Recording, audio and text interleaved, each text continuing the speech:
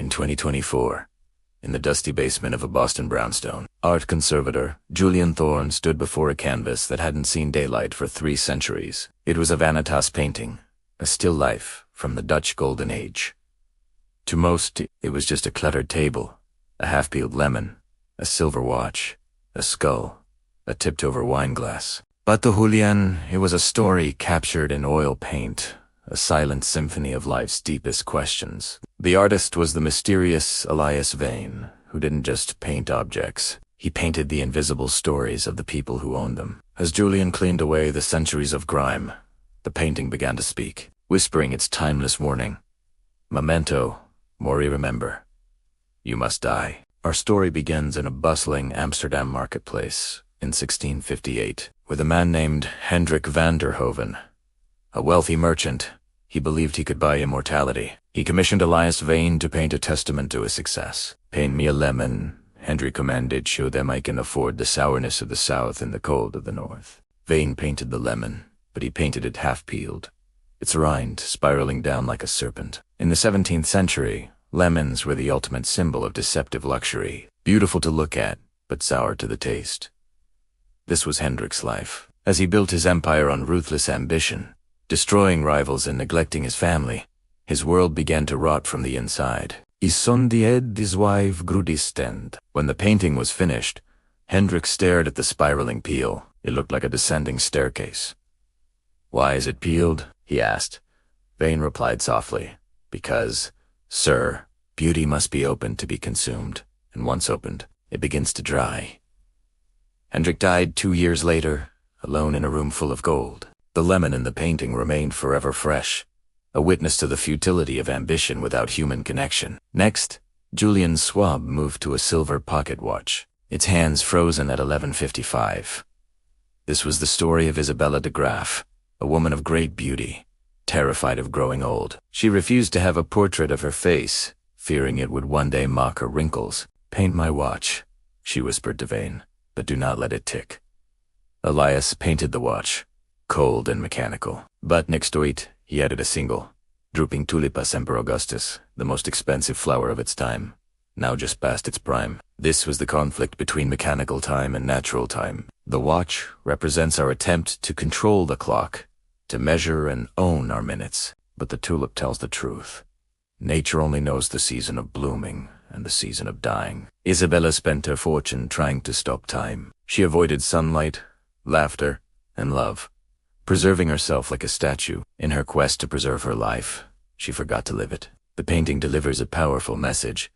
You can stop the watch, but you can't stop the flower from wilting. To live is to bloom and, eventually, to fade. Then, from the lower left of the canvas, the deep crimson of spilled wine emerged from an overturned glass. This was the tale of Lucas Vroom, an intellectual who believed knowledge was the only God. He surrounded himself with books and scientific instruments, convinced his mind could conquer the universe. He asked Vane to paint his intellectual triumph. Vane painted the books and the globe, but he painted the wine glass tipped over, its contents spilled. This represents the fragility of life and the unforeseen. The Greeks called it tikilok, or fortune. Lucas thought his intellect made him invincible.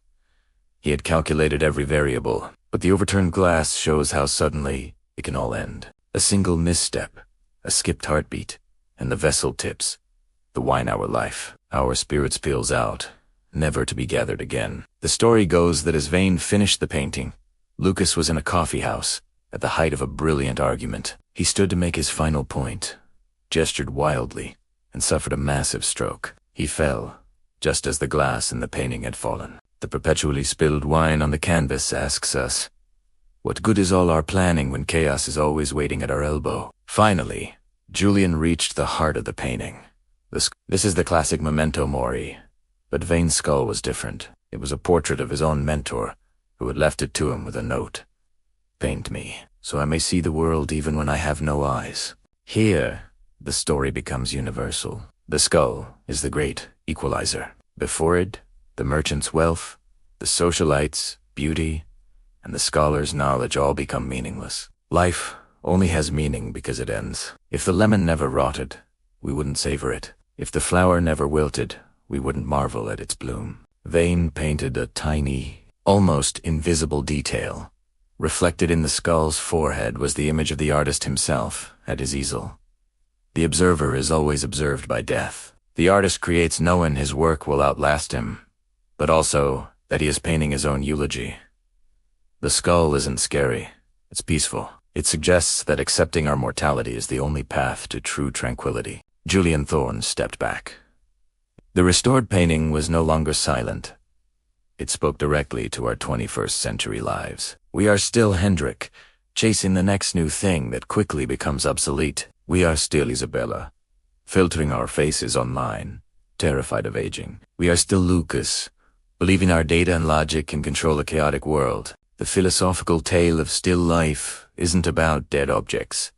It's about us. The objects are mirrors, reflecting our own beautiful, frantic struggle to matter. As Julian turned off the lights, he understood the final lesson. The painting doesn't exist to be looked at. It exists to look at you and ask, what will you do with the time that remains in your glass?